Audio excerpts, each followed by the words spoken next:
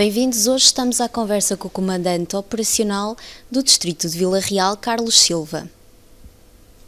Senhor Comandante, muito obrigada por ter aceito o nosso convite.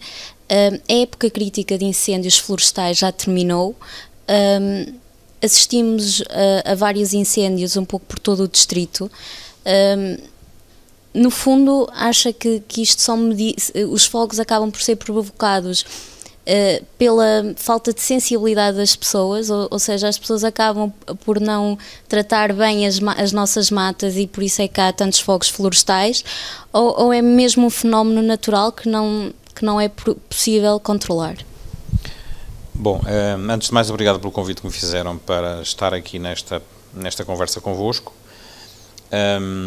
E, portanto, dizer-vos que relativamente ao fenómeno dos incêndios florestais, é um fenómeno que afeta, neste caso, os países da bacia mediterrânica, onde Portugal se inclui, e nomeadamente estes territórios que são caracterizados por condições meteorológicas em que os verões, o período de verão é um verão muito quente, com baixas umidades, e, portanto, são fenómenos que ocorrem em territórios com estas características. Isto acontece nos países, como eu disse, da bacia mediterrânica na Europa, acontece nos países do norte da África, também da bacia mediterrânica, nos Estados Unidos também, na Austrália, em África, e, portanto, em vários pontos do globo, este fenómeno é um fenómeno que ocorre quando há estas condições meteorológicas.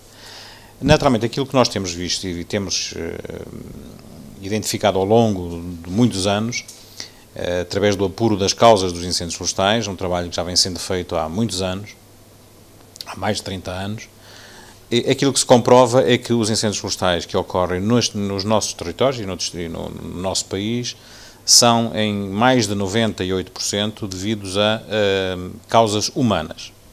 Portanto, temos uma percentagem muito residual de 2% dos incêndios motivados por causas naturais. 2% dos incêndios em Portugal estão classificados, identificados e investigados como causas naturais, provocadas por trevoadas secas, normalmente. E, portanto, como eu disse, 98% das causas dos incêndios florestais em Portugal são devidas a causas humanas. Algumas por negligências, portanto, a utilização do fogo por parte do homem de uma forma negligente, e algumas delas também por intencionalidade no uso do fogo, portanto, com o objetivo de criar dano.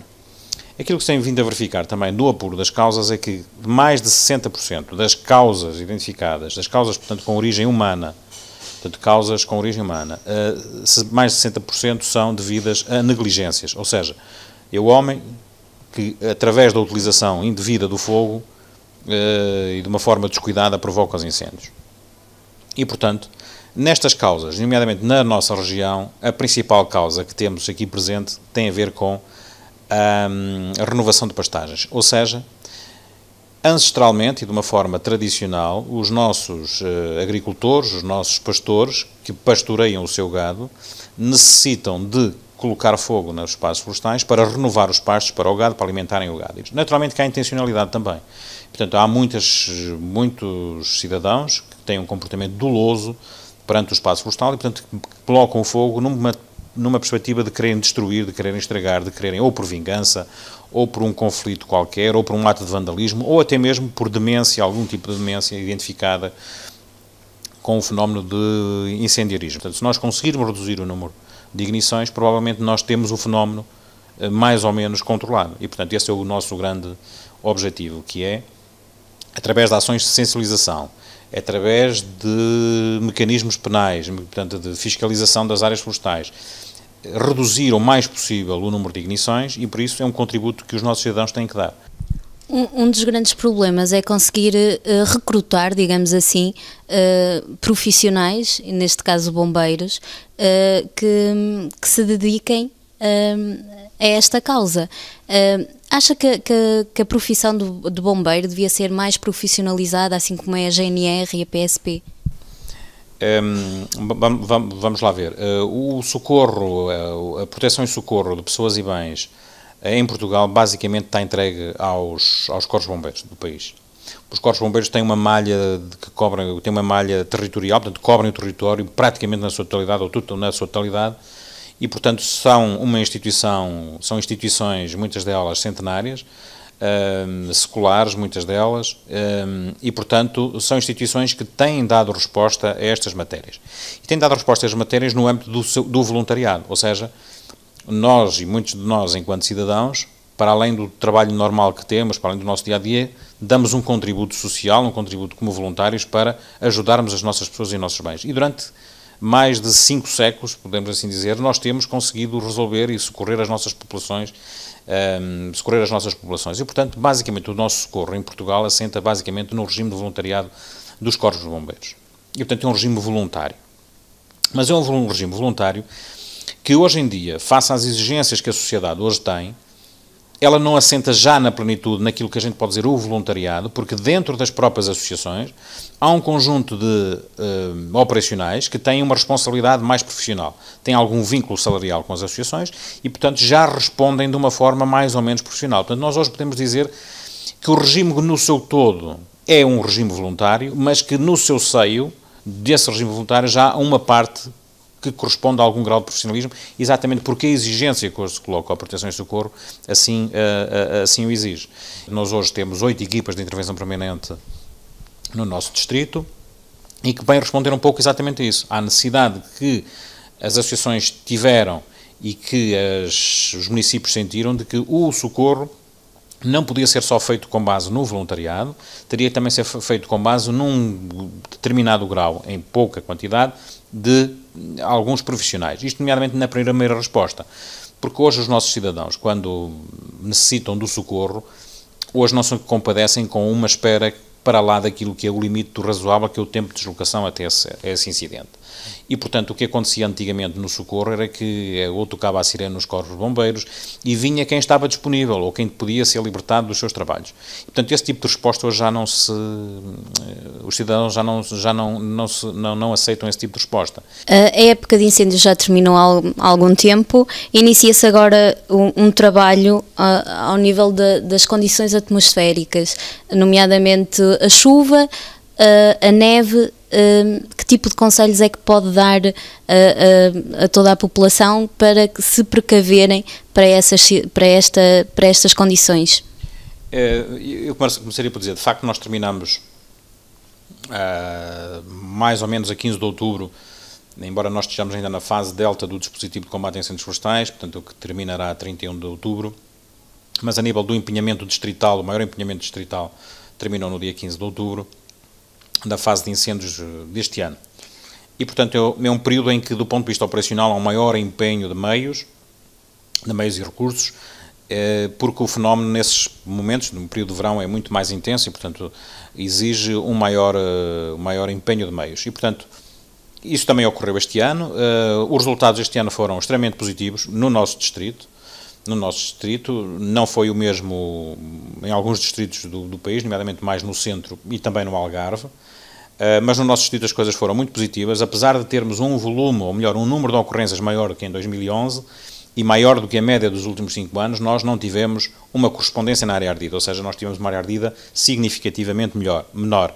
Portanto, o que revela bem do empenho que foi colocado por todos os agentes de proteção civil, nomeadamente os nossos bombeiros, a GNR, as equipas de tapadores florestais e, portanto, um conjunto de entidades que anualmente cooperam nesta matéria e, portanto, foi um ano extremamente positivo. E, portanto, nesta área da proteção e socorro, nós nunca podemos dizer que há um momento de menos atividade e de mais atividade. Os fatores de risco e os fenómenos naturais com que o território do distrito é confrontado, faz-nos dizer que nós não temos nenhum momento de descanso. A qualquer momento pode ocorrer uma situação de maior gravidade. E, portanto, nós saímos, de facto, de uma situação de verão e que estamos já a preparar, e já temos já preparada a situação de inverno, desde as chuvas, a neve, o gelo, e, portanto, são situações que também assolam o distrito e que nós também temos que ter preparadas. E, portanto, temos isso preparado, estamos a fazer alguns trabalhos de preparação com as concessionárias das estradas nacionais, com os serviços municipais de proteção civil, com as autoestradas, com as forças de segurança, no sentido de articular a resposta para a eventualidade de algum fenómeno que venha a perturbar a vida normal dos nossos cidadãos. E, portanto, de facto, nós vamos entrar aqui num período em que normalmente é assolado por ou muita precipitação e, portanto, vem afetar normalmente que territórios, o território nomeadamente das zonas ribeirinhas dos rios, dos maiores rios, nomeadamente junto ao Douro, na cidade do Peso da Régua. Peso da Régua e Pinhão são sempre zonas que nos preocupam se a quantidade de precipitação for muito elevada, porque normalmente conduz ao aumento dos caudais do rio, e também a zona aqui de Chaves, aqui, quando eu digo aqui mais a norte, na cidade de Chaves, por força do aumento do volume também do rio Tâmega. Portanto, são duas zonas que nos preocupam e que nós temos razoavelmente já bem articuladas, com os diferentes agentes, e, portanto, a resposta está bem articulada. E também as situações da neve. E as situações da neve, principalmente nas principais vias que atravessam o distrito, nomeadamente nas autoestradas.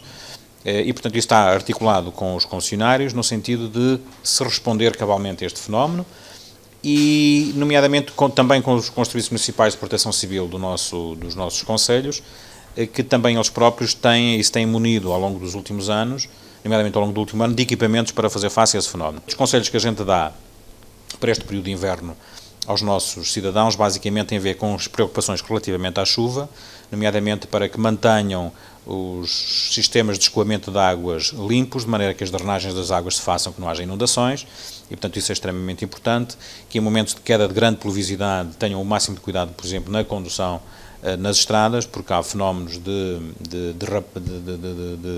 aquaplaning dos carros e, portanto, de perda de aderência das viaturas, o que pode provocar acidentes, e, portanto, há uma série de cuidados que é importante ter relativamente à água. As populações que vivem nas zonas ribeirinhas manterem um controlo muito claro dos caudais, de maneira a que, atempadamente, sentirem que os caudais podem subir, porem os seus bens a salvo, e, portanto, resguardarem-se os seus bens e eles próprios.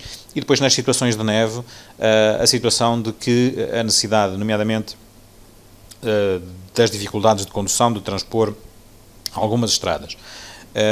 E, portanto, os conselhos que a gente dá é que nas principais vias há meios suficientes para resolver essas situações. Pode demorar um pouco mais de tempo, mas os concessionários, as estradas de Portugal, os nossos municípios têm meios para, passado algum tempo, repor a normalidade, e, portanto, o que a gente pede aos cidadãos é que tenham alguma paciência nessa matéria e que sigam sempre as instruções das forças policiais. Tendo em conta a situação económica ou financeira do país, de que forma é que vê a saúde financeira das corporações do distrito? Bom, este fenómeno e esta crise por que o país está a passar, naturalmente que, face à sua intensidade, vai afetar e afetará todos os cidadãos de uma maneira geral. Naturalmente que uns mais e que outros menos, mas as nossas associações, naturalmente que também vão sentir um pouco, este período que estamos a atravessar, e já estão a sentir. Mas há uma coisa que temos que ter a noção: a proteção e socorro às populações vai ter que se continuar a fazer, independentemente da crise ou não crise, de termos crise ou não termos crise, e, portanto, estou certo que as nossas associações, com a gestão que tem vindo a ser feita, muito rigorosa, muito criteriosa, muito refletida, vai ser possível, e vamos continuar a ter capacidade de resposta por parte dos corpos de bombeiros. Dar-vos nota que, de facto, há algumas dificuldades, claramente que isto há associações que estão em situação mais fácil e outras que estão em situação mais complicada, mas nós, felizmente, no Distrito de Vila Real não temos, felizmente, nenhuma associação que a gente possa dizer que está numa situação de iminência, de ruptura. Não temos. Felizmente, temos um conjunto de dirigentes, um conjunto de homens e mulheres que dão voluntariamente o seu tempo à gestão destas associações e têm auxiliado e têm conseguido, com parcimónia e com muito cuidado, fazer a gestão destas associações. E, portanto, naturalmente que vai haver dificuldades, se calhar há coisas que anteriormente se faziam e que provavelmente agora não se vão poder fazer, ou que se vão ter que fazer de uma maneira diferente, sempre garantindo que o socorro às nossas populações nunca estará em causa e nunca vai estar em causa. Também há cortes orçamentais nesta área? É assim, por exemplo, para lhe dar um exemplo, nós na área da proteção civil, nomeadamente para este fenómeno deste ano dos incêndios florestais, nós não tivemos qualquer redução orçamental. E, portanto, isso foi uma decisão, naturalmente, do Ministério da Administração Interna, do Sr. Ministro da Administração Interna, foi tomar a decisão de não há incrementos, há a manutenção dos orçamentos do ano anterior. E, portanto, isso permite-nos alguma estabilidade, portanto, o que é muito bom. Estes momentos de crise não podem colocar em causa o bem-estar das populações, a segurança das populações, e, portanto, isso está bem percepcionado pela tutela, está bem percepcionado por nós enquanto cidadãos, e tem havido essa correspondência do ponto de vista de que, de facto, para aquilo que é essencial não podem falhar os apoios. Mas, de uma maneira geral, só para dar nota, então, não houve cortes, os orçamentos que temos têm sido constantes e tem sido possível manter os dispositivos, nomeadamente para fazer face ao fenómeno dos incêndios florestais. A crise, de facto, afeta a todos e, portanto, há coisas que, numa circunstância de maior desafogo financeiro, provavelmente incluiríamos como prioritárias. Nesta circunstância, teremos que as passar para uma segunda prioridade, mas sempre sem comprometer, em momento algum, aquilo que é fundamental, que é garantir a proteção e o socorro aos nossos cidadãos e, portanto, isso está claramente garantido. Muito obrigada mais uma vez por ter aceito o nosso convite. E é assim que terminamos hoje que estivemos à conversa com Carlos Silva.